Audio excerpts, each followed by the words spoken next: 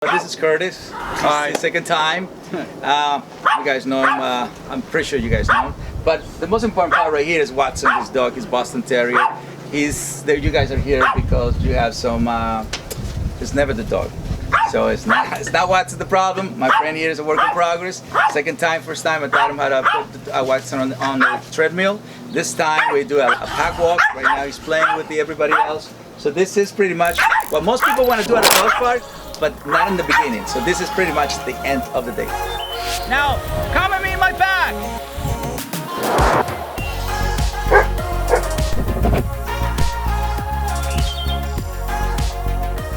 I'm going to come to the place slowly. You just have to learn to slow down. He doesn't know how to slow down. It's not because he's a Boston Terrier. It's just the state of mind that you have allowed is a very excited state. So right now, what you have learned is to create an excited brain who's a Boston Terrier. Get it? Right. This is anxiety. So now, what's happening now is because he does not pulling as fast as he does, he's gonna start making sounds. So that means he's living in a very hectic state. It's not that I'm not gonna introduce him to my dogs. It's how he comes to this new home. You know, that's how they're gonna take him. Right. So they're gonna take him as a. They're not gonna see Boston Terrier. They don't see breed. Like, you know, we see black people, Mexican people, white people. What they see is what's the energy of that human inside, not what you look like. It's the energy of inside. So dogs focus on the energy of the people. You get it? We focus on the race of the people. You know, you will say that's a Mexican guy, that's a black guy, that's a white guy. You won't say that's a nervous guy, that's a tense guy, that's a fearful guy. You won't say that. You won't call people by their energy, you will call people by their race. They don't do that. We're the only racist species in the world. And then the animal in him is able to absorb that. The dog in him is able to learn it, nose, eyes, ears. We're not using any sound. So when you think of him as name, you use ears, eyes, no nose. You see it? So you address to his brain as he was a human, but he is a dog. So he's nose, eyes, ears. So you would use sign language to communicate with a human who doesn't communicate like you. But you're not doing it to him. You're doing ears, eyes. And it should be nose, eyes, ears. Right. Because that's just being a dog. Yeah. What I've been doing lately, ever since I talked to you the other week, is you know, I'm just staying there with him until he sits down or waits. But then with the neighborhood, the people are walking their dogs. So then when the dogs approach me, the thing I notice, I see his hair stand on the back. And he's unsure. He's unsure. And at that point, I don't. I need to figure this part out because I don't want to let him leap at another dog. That's right. You know, or a human.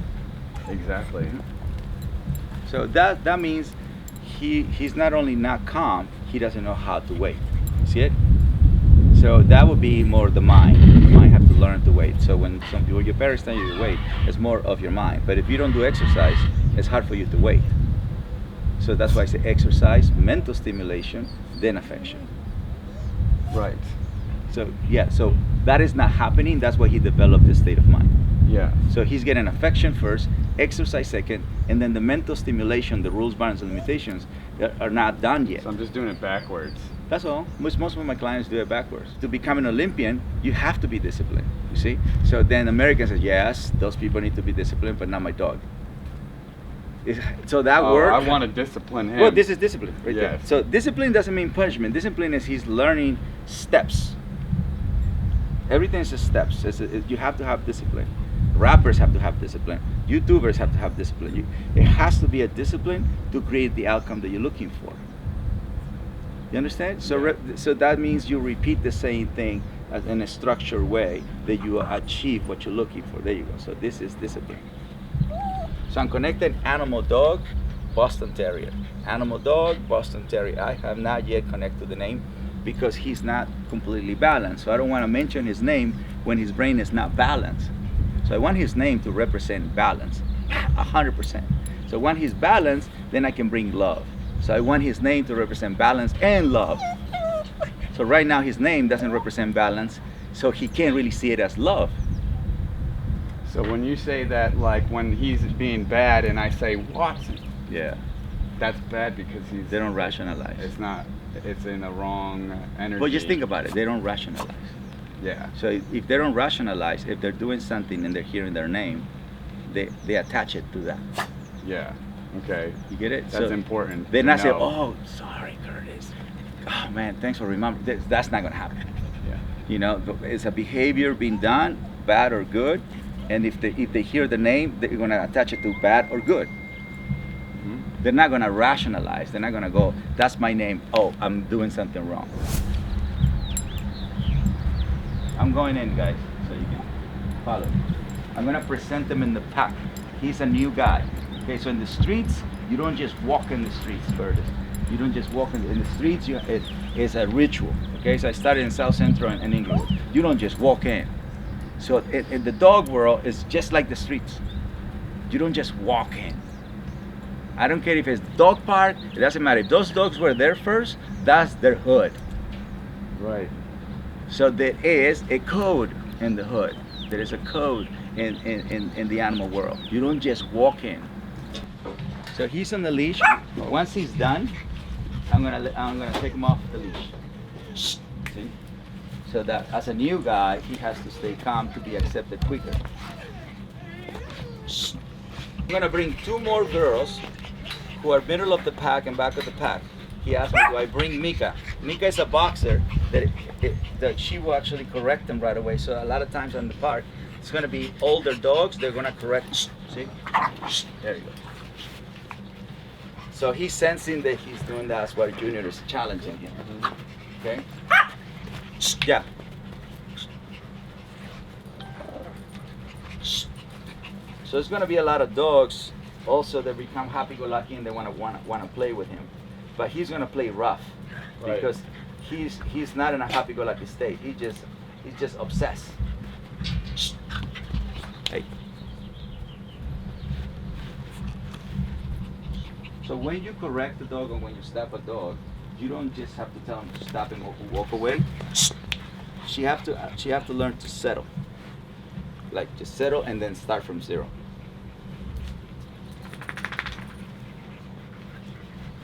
Hey. This is the kind of dog that any dog that walks into a dog park, she wants to play with. That's Sophia.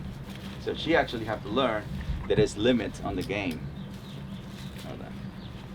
Now, when we're introducing the dogs, it's got to be calm energy, but is there a point where we can let them run and play at the park? Of course. We're going to do it right now. Okay. What you have to understand right now, Curtis, that he needs more meditation than Chuck E. Cheese. Right. So if he goes to the dog park and you're going to be there for 30 minutes, the first 15, 20 minutes, he has to practice calm.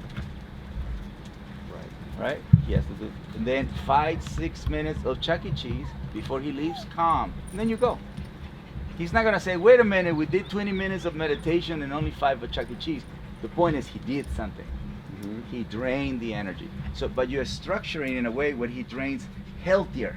Because right now he's just gaining stamina and no rules, boundaries, limitations. Yeah. So Chuck E. Cheese is just stamina and no rules, boundaries, limitations. So you already have that. You already have excitement and no rules, boundaries, limitations. See it? So now you're using the dog park to take away control from you. Mm-hmm. Because it's about excitement and no rules, boundaries, limitations. So you just took your dog to practice excitement, no rules, boundaries, limitations. Yeah. So there's no benefit for you there.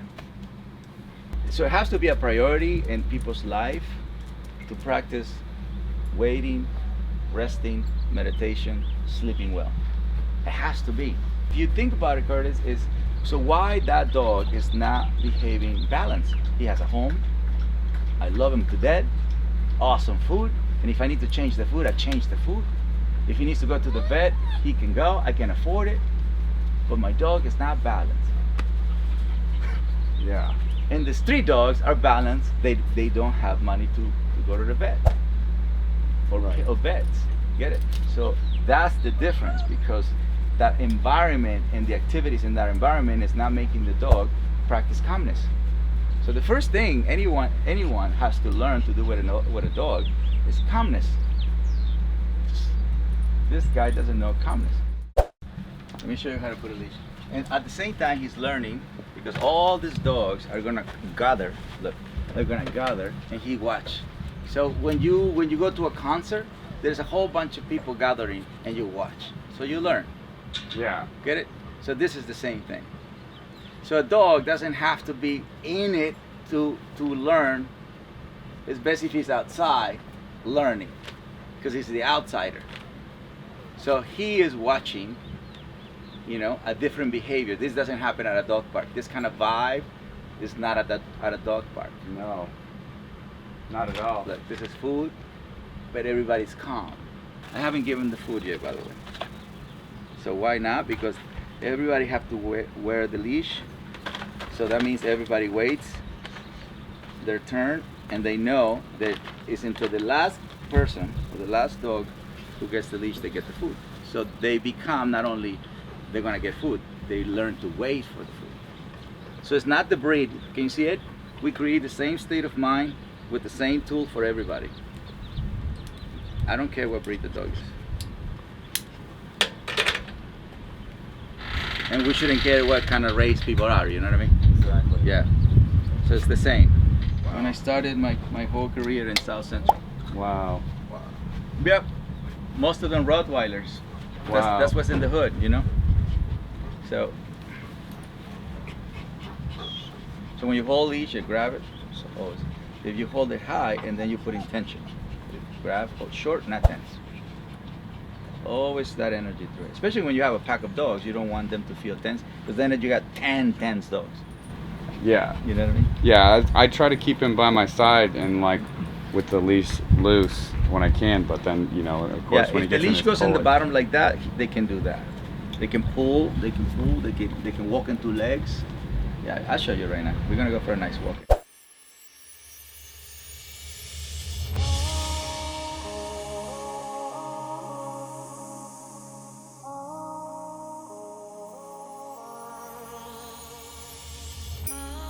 He's still pulling, but can somebody keep track of what's his name again?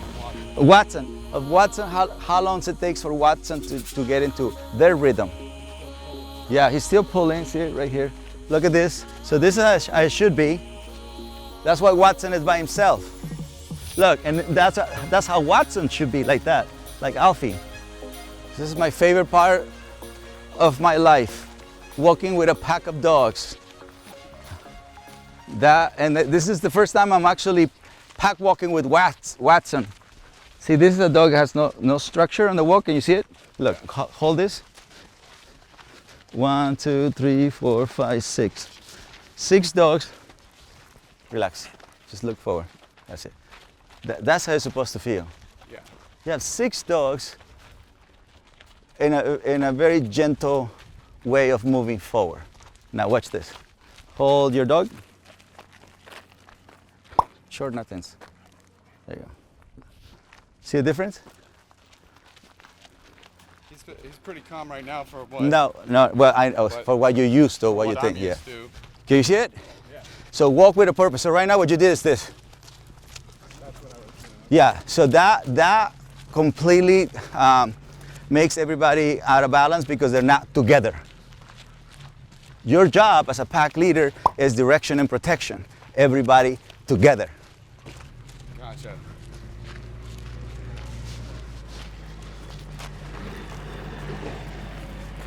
Yes. Yes. Yeah. See a difference? I'm walking with purpose. Yeah. Well, you see a difference? Yes. Tell me what's the difference? I feel like I've got purpose now. I'm leading everybody. You're following me, guys. That's right. Here we go. I'm leading the pack. Pack of dogs, bruh. Pack of dogs. That's the goal, okay? That feeling is the goal for one dog. Yeah. So if you can walk a pack of dogs with no problem, one dog should be a piece of cake, right? Logically speaking. Yeah. The reason why it's not okay is because you're walking with a dog that is in an excited state when you are calmer than him. Mm-hmm. This is very important for Waxon because Waxon is finally getting to his, removing some of that pent-up energy. So it's definitely Curtis made a good observation that he wasn't as excited as he normally is. He was more a 5. The goal is 5 to 0. That's our goal, to help them drain all the energy every day. Yeah. You know what I mean? For them, that means a lot. Yeah. Yes, good. I can feel it. Yeah. And that is just by him moving forward with purpose. So this is fitness with discipline. Right. Okay. This is the concept of like when people do marathons, they're walking with discipline, or they're running with discipline. That's a marathon. So okay, so the walk is the most simplest activity and the most powerful, because you can do so many things at once, like structure P, like drain some energy, like structure the brain, like feeling love, because it's the body, the mind, the heart moving away from the house. Gotcha. Doing fitness and learning how to be in the streets and with somebody you love. So body, mind, heart.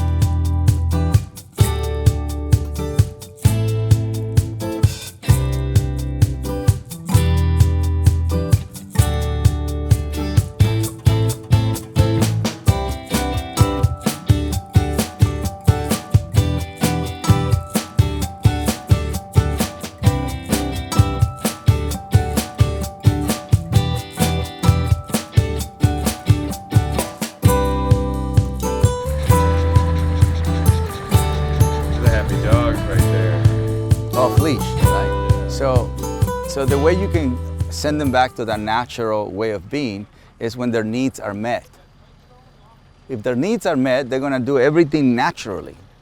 Right. That's why homeless people have such a great connection with dogs, because they do natural activities. Okay, so homeless people can have a pit bull. 9 out of 10 homeless people have a pit bull, off leash. Because natural. Because that walk. Yeah. What we did right now is your most important activity between you and a dog. Human and dog should walk together as soon as they wake up in the morning. Yeah. Because there's so much activities is being done just by walking. Yeah. But don't do a 15-minute walk. That's an insult to a dog. Yeah. You know? Take away an hour, and you can break it down. So if your dog gets hot or tired, then you stop. He cools off, and then you go. And then he sees, it's like, you know what I mean? It's like a marathon. We're not learning about dogs. We are saying, if you practice good moral values and good healthy habits, and then you're gonna have an amazing relationship with a dog. Yeah. And so if you do that in the human world, you're gonna be able to have good karma and good relationship with people, because you're gonna attract that human. You understand? Right. You have to attract people who believe in rules, boundaries, limitations, calm, confident, love, and joy, energy, and everybody wants to be healthy. If it's not, then they do it. But then they're gonna do it like a dog. So he's gonna set rules, boundaries, limitations to a dog by biting, by charging, by peeing. All of that stuff that we call bad behavior, it's not that it's a bad behavior, it's just a dog allowed to be a dog from a dominant point of view. So if you're the boss of a company, this is my company, I take the leader position. Mm-hmm. I have to. Yeah. Right? And I have to let everybody know what my rules, my boundaries, my limitations are. Yeah. You know. And he's had the rules, boundaries, and limitations that I've given him is when I walk him in the morning, I just walk him around the block to make sure he goes to the bathroom. Yeah. And then it's like on to the next, where I got to make at least a half hour to like take him on that walk so that I can show him where to pee and when to pee. And just keep that energy going and just because I want him to be off leash. I want him to be that good.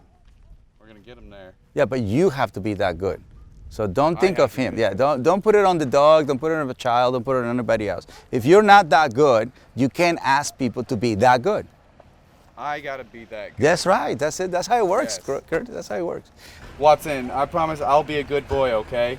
Look at what. I'll be the good boy you need. That's right. To lead you. The good human. Pack. That's good right. Human. The good human. Yes. That's right.